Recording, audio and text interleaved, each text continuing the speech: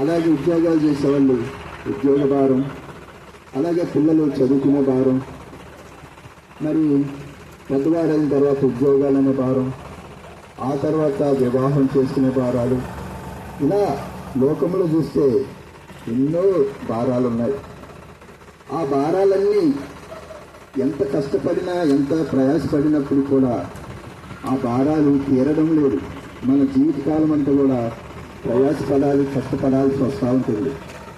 అయితే యేసుక్రీస్తు వారు ఈ విధంగా అంటున్నారు, ప్రయాసపడి భారం మోసుకొనిస్తున్న సమస్త జనులారా నా యొద్దకు రండి, నేను మీకు విశ్రాంతిని కలుగజేస్తానంటున్నాడు. ఎంతో మానవులమైనటువంటి మనం ప్రయాసంతో విశ్రాంతి లేక నెమ్మది లేక జీవిస్తూ ఉంటున్నాం. మానవులమైన మనం ఎలా అనేకమైన భారాలు కలిగి ఉన్నామో అలాగే ముఖ్యమైన ఒక భారం ఉన్నది. దాన్నే దేవుడు బైబిల్ ఏమంటా ఉంటుందంటే పాప భారము అని చెప్తా ఉంటుంది.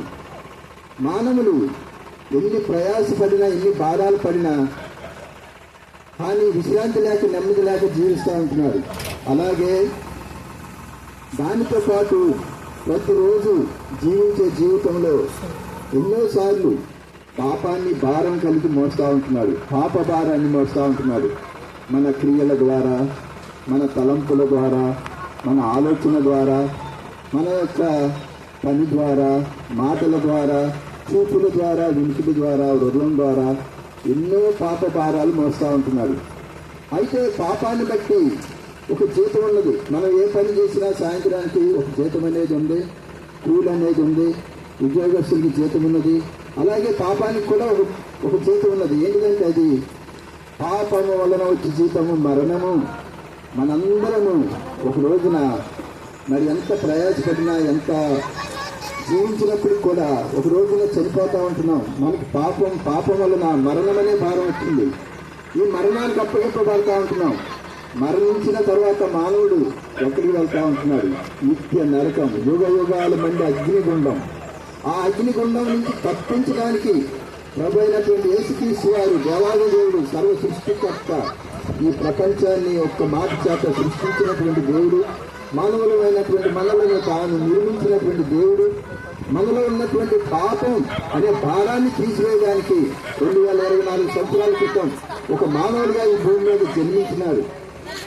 మానవులు పడేటువంటి పాపాన్ని బట్టి, మానవులు చేసిన పాప భారాన్ని బట్టి ఆయన అనేక రకాలుగా శిక్షించబడతా వచ్చినారు.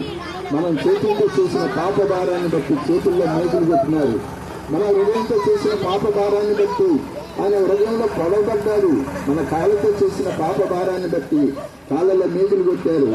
మన కళ్ళతో, మన తలంపులతో, మన ఆలోచనలతో చేసిన పాపాలను బట్టి మన తలకు ముందు కిరీటం పెట్టినారు. ఈ విధంగా అనేకమైన పాప భారాలు కలిగి ఉన్నటువంటి మనలను దేవుడు విడిపించడానికి ఈ లోకానికి వచ్చి తన మార్గాన్ని చూపించినప్పుడు కూడా మానవులమైనటువంటి మనం ఎవరూ కూడా దేవుని అడగలేదు. అయితే మానవుల పాపం తీసివేయడం కొరకై దేవాది దేవుడు మానవుల పాపం అంతా కూడా ఆయన శిలువ మీద మోసి మన కొరకు కలువరి శిలువలో మరణించినారు. అది మన పాప భారాన్ని తీసివేయడానికి ఆయన ఈ లోకానికి వచ్చినటువంటి దేవుడు. ప్రియమైన సహోదరి సహోదరులారా, మీరు ఎవరైనా ఎక్కడున్నా, మరి మీరు ఎంతటి వారైనా, ఏ పాటి వారైనా దేవుడు చెప్తా అంటున్నాడు, మీ భారం నా మీద వేయండి, నేను తీసివేస్తాను అంటున్నాడు. కనుక